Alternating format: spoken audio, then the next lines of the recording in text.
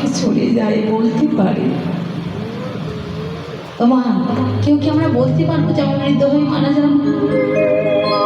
আমরা সকলে গুণাদিনী, যার যখন গুণাদিনী শেষ হয়ে যাবে এই দেহ থেকে প্রাণ পাখি চলে যাবে। মা, এমন সুন্দর মানব জন্ম পেয়ে যদি কৃষ্ণ বলে নাই বা কাঁদলাম, ভাবে আসা যাওয়াই সার হলো। 5 বছর বয়সে ভগবান লাভ করেছিল কে? পল্লা, মাত্র 5 বছর বয়সে। এই নামের জন্য তার বাবা তাকে ওই পাগলা হাতির পায়ে নিচে ফেলে দিল, আমার ভগবান রক্ষা করেছিল। পর্বতের চূড়া থেকে ফেলে দিল, ভগবান রক্ষা করেছিল। তথাপিও তার মৃত্যু হলো না। আমার ভগবান বলেন এই জগতের সংসারে যারা আমার নামকে ভালোবাসে, আমাকে ভালোবাসে, আমি ভক্তকে পথে পথে রক্ষা করি। আগুনে নিক্ষেপ করলো, ওই আগুন ফুলে পরিণত হয়ে গেল। তবুও তার মৃত্যু হলো না। কেন? তার বাবা ছিল কৃষ্ণ বিদ্বেষী, ভগবানের নাম ভালোবাসত না।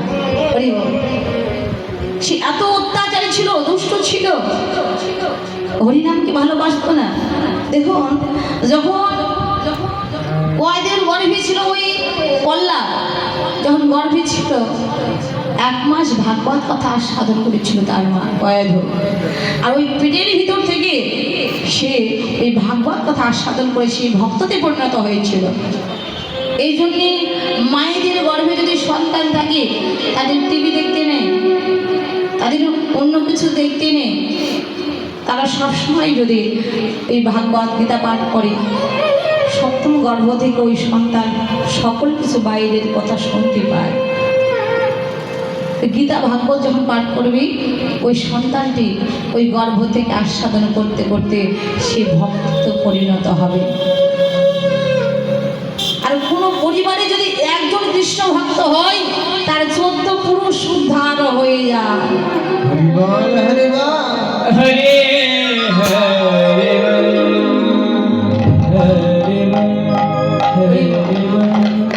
দেখুন, ওই কয়াধুর যখন মৃত্যু হলো না, এবার হরিণকশিপুর একটা বুদ্ধি করলো। কয়াধুর গাছে গিয়ে জিজ্ঞেস করছে, এই যে শোনো, আচ্ছা বলো তো, তুমি আমাকে বেশি ভালোবাসো নাকি পল্লাদকে ভালোবাসো? কয়াধু মনে মনে চিন্তা করলো, যেই ভগবান আমার সন্তানকে রক্ষা করেছে, আমার পল্লাদ তো কখনোই একা নয়। সে বলল, আমি তোমাকে ভালোবাসি, তুমি আমাকে ভালোবাসো, ঠিক আছে, তুমি যদি আমাকে এতই ভালোবাসো, তুমি কাল সকাল হলে ওই পল্লাদকে বিষের নাড়ু পান করবে। বলে, স্বামী কি কথা বলছো তুমি? আমি মা হয়ে কি করে আমার সন্তানকে বিষের নাড়ু পান করবো? বলে, কয়াধু, তুমি না এখনই বললে আমাকে ভালোবাসো, তাহলে কেন বিশ্বাস করাতে পারবে না? কয়াধু মনে মনে চিন্তা করলো, দয়াময়, তোমার নামের যদি কৃপা থাকে, তোমার নামের যদি মহিমা থাকে, তুমি যদি সত্যি ভগবান হয়ে থাকো, ওই নামের গুণে এই বিশ্বের নাড়ু যেন অমৃততে পরিণত হয়ে যায়।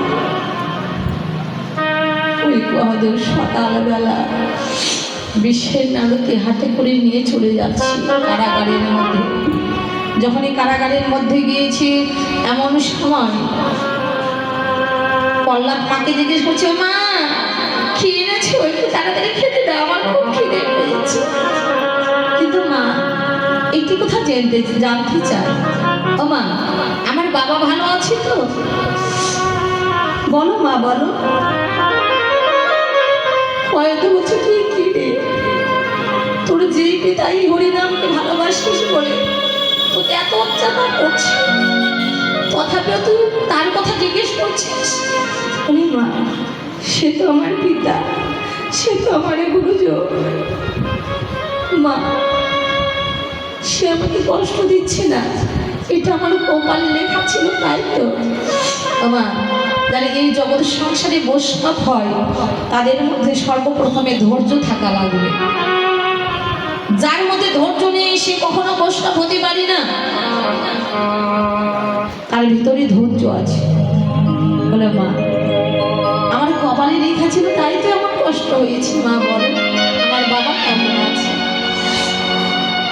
বিষের নাড়ু পান করালেন, ওই বিষের নাড়ু অমৃতে তো পরিণত হয়ে গেল। আমার ভগবান আর দূরে থাকতে পারলো না। আমার ভগবান প্রহ্লাদকে বক্ষে জড়িয়ে ধরেছে। প্রহ্লাদ তুই এত ছোট ভালো, তথাপি তুই আমাকে এত ভালো ভালোবাসিস বাবা। বল প্রহ্লাদ তুই কি চাস আমার কাছে? তুই কি স্বর্গ চাস? আমি তোকে স্বর্গ দিয়ে দেবো।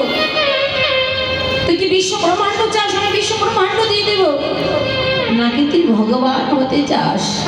আমি ভগবানের আসনটা তোকে দিয়ে দেবো। প্রহ্লাদ কেঁদে কেঁদে বলেছিল, গো দয়াময় আমি স্বর্গ চাই না, বিশ্ব ব্রহ্মাণ্ড